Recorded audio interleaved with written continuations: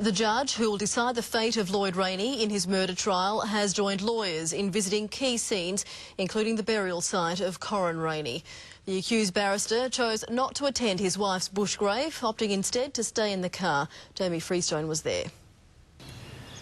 Security was tight as Lloyd Rayney joined Justice Brian Martin, prosecutors and his defence lawyers on Fraser Avenue in Kings Park. The court gathered for a viewing of key sites so the judge could familiarise himself with distances and locations. Their first stop, the only liquid amber tree in the park. Earlier this week, the court was told Corryn Rayney was found buried with the species seed pods caught in her hair.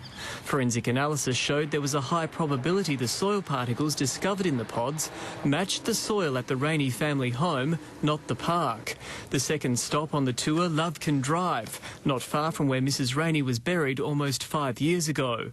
It's at this spot that prosecutor John Aegis QC says a member of the public found a dinner place card bearing Mr Rayney's name. The accused chose not to inspect the area.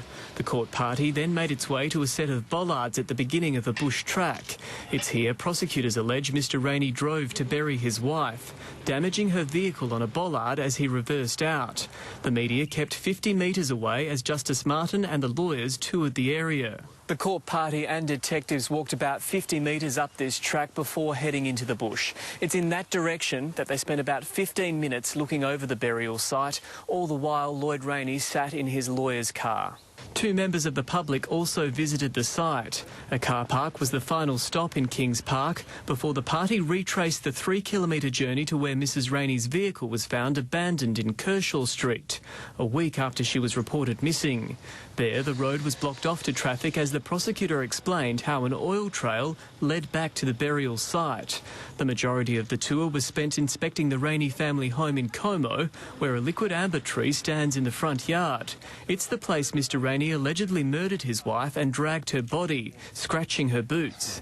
The final site, the Bentley Community Hall, where Corryn Rayney was last seen alive at a boot scooting class. The trial will continue on Tuesday when the prosecutor is expected to call his first witness. Jamie Freestone, 10 News.